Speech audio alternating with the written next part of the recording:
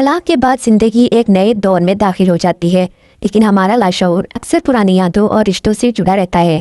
بہت سی متعلقہ خواتین یا مرد خواب میں اپنے سابقہ سسرال والوں کو دیکھتے ہیں اور پریشان ہو جاتے ہیں کہ اس کا کیا مطلب ہے۔ آپ کو اس خواب کے مختلف روحانی اور نفسیاتی پہلو سمجھنے میں مدد دیں گے۔ ماہرین نفسیات کے مطابق خواب ہمارے لاشعور کا آئینہ ہوتے ہیں۔ طلاق کے بعد سسرال والوں کی خواب میں دیکھنے کی چند بڑی وجوہات ہو سکتی ہے۔ جب ہم جاگتے ہوئے کسی صدمے یا بڑی تبدیلی سے گزرتے ہیں تو ہمارا دماغ سوتے ہوئے ان یادوں کو ترتیب دینے کی کوشش کرتا ہے۔ سسرال والوں کا آنا صرف یہ ظاہر کرتا ہے کہ آپ کا دماغ اس رشتے کے ختم ہونے کے عمل کو ابھی بھی سمجھنے یا بلانے کی کوشش کر رہا ہے۔ اگر علیحدگی، لڑائی جھگڑے یا ناخوشگوار ماحول میں ہوئی ہو تو خواب میں سسرال والوں کا آنا اس بات کی نشاندہی کرتا ہے کہ آپ کے اندر ابھی بھی کچھ باتیں، غصہ یا شکوے باقی ہے جن کا اظہار آپ کرنا چاہتے تھے۔ اگر سسرال کا رویہ سخت تھا تو ان کا خواب میں آنا اس خوف کی علامت ہو سکتا ہے کہ کہیں وہ دوبارہ آپ کی زندگی میں مداخلت نہ کرے یا ماضی کی تلخی دوبارہ نہ لوٹائے۔ اگر آپ نے ایک لمبا عرصہ سسرال میں گزارا ہے، وہ چہرے آپ کی یادداشت کا حصہ بن چکے ہیں۔ ان کا خواب میں آنا محض یادداشت کا ایک حصہ بھی ہو سکتا ہے جس کا کوئی خاص روحانی مطلب نہیں ہوتا۔ خوابوں کی تعبیر میں بہت اہم ہوتا ہے کہ خواب میں سسرال والوں کو کس حالت میں دیکھا گیا ہے۔ اس سے تعبیر بدل سکتی ہے۔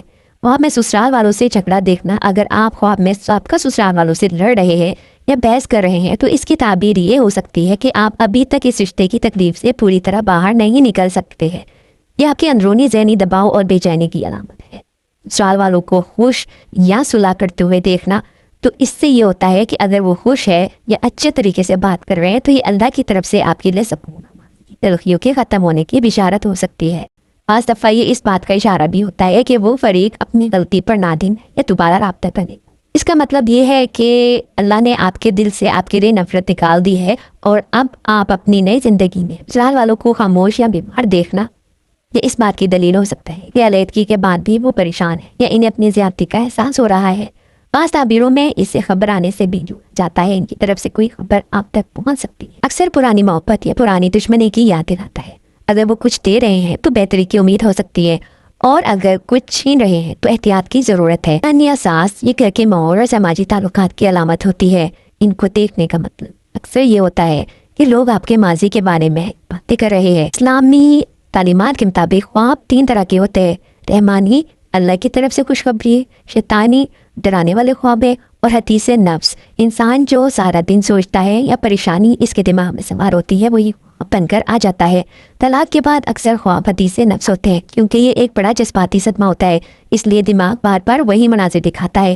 اگر آپ دن میں ان کے بارے میں سوچتے ہیں یا کوئی بات یاد آ جاتی ہے تو رات کو اس کا خواب میں آنا فطری ہے۔